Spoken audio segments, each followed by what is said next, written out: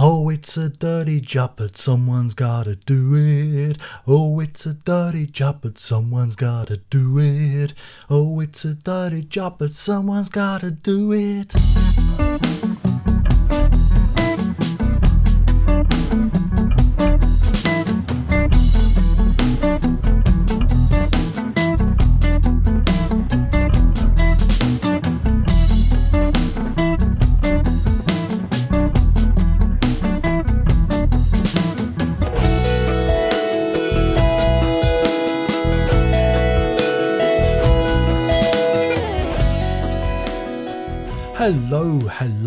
Hello, and welcome to episode 101. Yes, 101, count them all, of Prog Review. And this time around, I'm looking at Alt, as in alternative, one must assume, by a certain Van der Graaf generator. Now, yes, I'm a big fan of Van der Graaf generator, but there are a few things about them that I do not like, and it's when they go off improvising. Now they've done it with time vaults, only good for Liquidator, I might add. The second CD of Present was full of offcuts and improvisations, and this one, Alt, is no different. Where to begin? At the beginning, perhaps.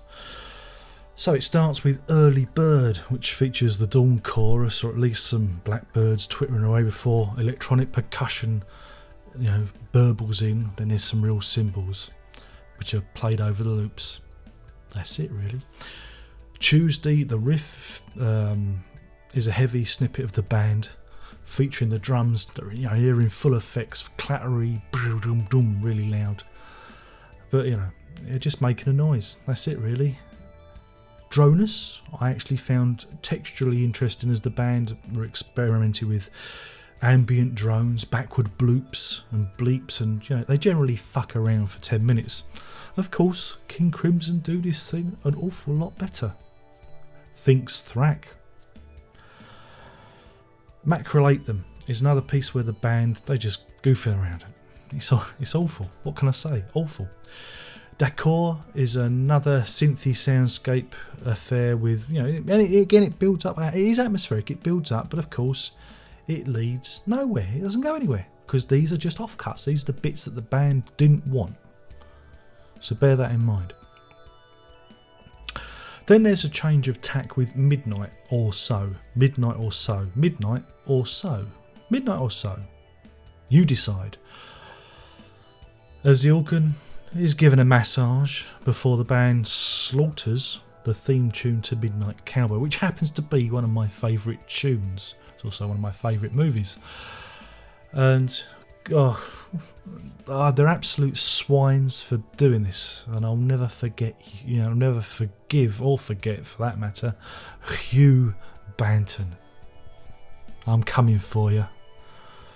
But no, it's good. It's good fun. But it's not really album material. This is a B-side, or a bootleg even. You get my drift. It's one of those offcuts that you found as an extra. Not the main. The main feature presentation.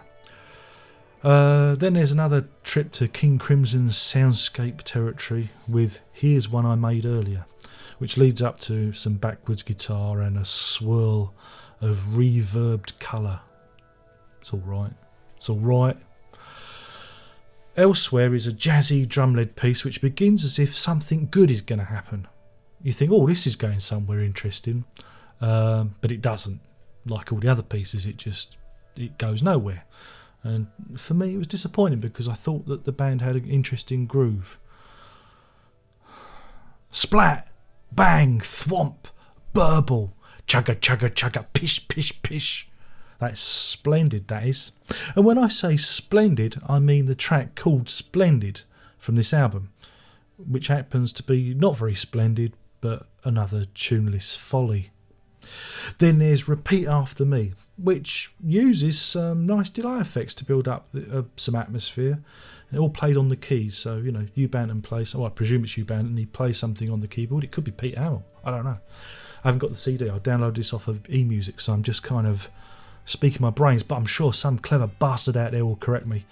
But yeah, it uses some nice delay effects and it builds up the atmosphere, and everything's played over the top and it's very mellow. And Evans plays some nice, very laid back drums, and it limps along. There's some very loose bass playing underpinning the whole thing, and it's kind of good, but it also illustrates what's wrong with the collection. With a bit of work and a bit of spit and polish, a bit of editing, this could have been a nice little number. But again, it lacks that polish and sparkle of a finished item. This is just a rough piece. It's rough. Batty Loop is an irritating piece of guff.